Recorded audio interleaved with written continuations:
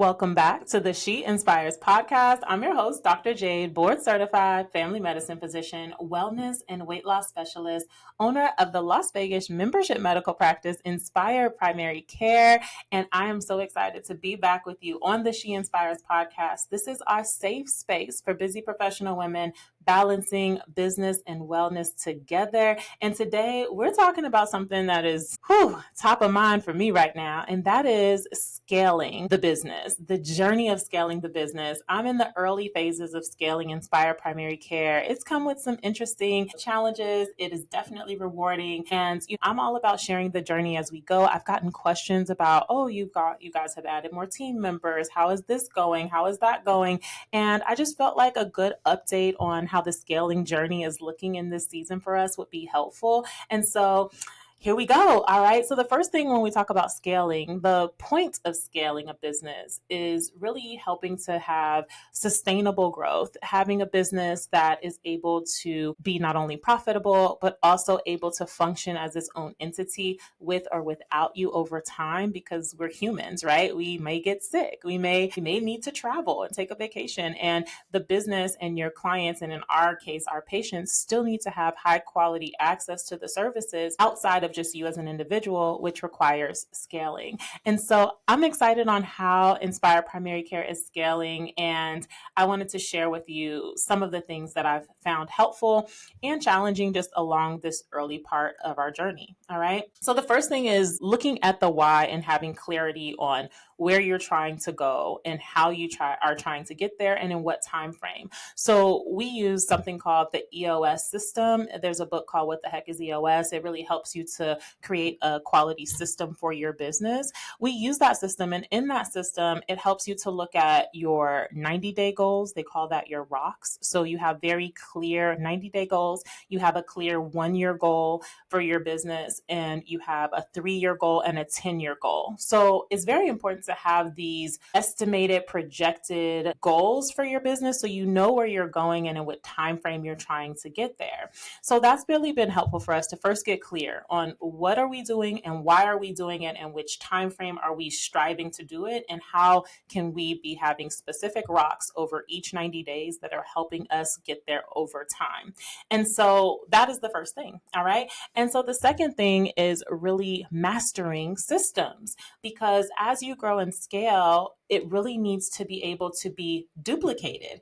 And, it has to have a crispy system in place. Standard operating procedures is what we're getting towards, right? Is what I'm hinting at. So that when a team member comes on, which we'll talk about next, when a team member comes on, there is a specific replicatable, if that's a word, strategy and structure on how your well-oiled machine runs, so that someone else can be placed into that environment and thrive because they know the company culture, they know how you serve, they know the mission, and they know all of the systems you have in place or the tech you have in place to serve your clients, or in my case, to serve our members high quality primary care and medical weight loss services here at Inspire Primary Care. So the next part is adding a team.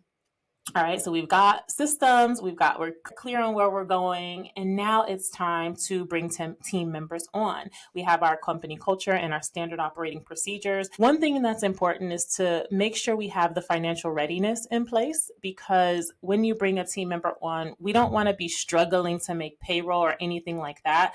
The business should be in a season of profitability where you can bring a team member on. It does not stress the financial aspect of the business. However, adding that team member adds to the revenue flow, because now they are making things more efficient, allowing you to bring on more clients, or in our case, patients. And so looking at the financial readiness, and this is not the easiest. When you get to that breaking point and that tipping point, which we have experienced at Inspire Primary Care, of we're taking care of high quality care of our members. However, the word is getting out, so even more want to join. So we're making room to care for those new members. And as you grow, the systems that you have break. And that's a good problem to have, meaning how you served or how we served 5 members look different from how we served 50 members, which look different to how we served 100 members, to look different to how we served 200 members, et cetera, et cetera. It doesn't mean that everything can, has to be started from scratch. Not at all.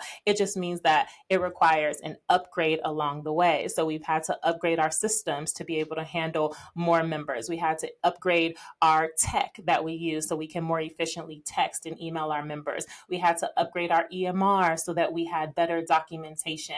We had to upgrade our scheduling systems so that that was a more seamless process. We had to upgrade our billing, our practice management so that that was more streamlined and automated. So it's not that everything changes, but you do continue to upgrade. And you could think of it like the iPhone, right? When the iPhone number 1 came out, think of how far we've come now that we're on the iPhone 15 or whatever number we're on now. Each year and each season, upgrade is required. And so that's a big part of building and scaling a business. And then you have to make decisions along the way. Like, do we take on, an investor? Do we take on, a loan? Do we continue to be loan free or debt free and wait for the business to be able to cash flow paying for that new employee? And so these are decisions that have to be made. How do we introduce new team to our members because they're used to me, right? How do we make it so that it feels just like it felt when it was just me, even as we add more teams? So really replicating the company culture, right? And so it's challenging, but it's rewarding. These are some of the things we've been looking at as we scale Inspire Primary Care. Team Inspire is growing. So if you're in the Las Vegas community, and we have added a new practice assistant to our practice to help our practice move even more efficiently. We now are a team of 5 with my husband Carlos on the operations side of the business. He's our COO. We have a marketing assistant who does the marketing for the practice. We have 2 practice assistants now. I am the provider or the physician of the practice, and we will be looking to add an additional physician's assistant or nurse practitioner to the practice to continue to allow us to care for more members of the community while providing the same high quality text message away, email away, efficient flow for our members. And so that is how it's looking at Inspire Primary Care. If you're listening to this and you're like, "Ooh, I know an amazing Inspire nurse practitioner or physician's assistant in Las Vegas that would really fit Team Inspire and would jam really well with Dr. Jade," please let them, send this episode to them and connect me with them, because Team Inspire is growing. We are committed to providing high quality healthcare throughout the Las Vegas Valley, but we're not letting the quality dip as we increase and as we scale. And so I'm loving it. I'm learning a lot as I go, and I'm always going to be transparent in the journey as you all ask me questions. So I hope this has helped you. If you're further along in your entrepreneurship journey and you have scaled and you know all the things that are coming down the pipeline, please reach out to me and email me info@inspireinc.com, because I'd love to interview on the She Inspires podcast. And so we can share with the ladies, the She Inspires fam, how that looks, how we can do that, efficiently and successfully. And I would love to have you share your story with the family on the podcast. So if you've enjoyed this episode, please drop a comment and let us know how we're doing. Definitely join our family at Instagram at Dr. Jade MD. Instagram is the main space where we show all the behind the scenes of balancing business and wellness. And I will see you on the next episode of the She Inspires podcast.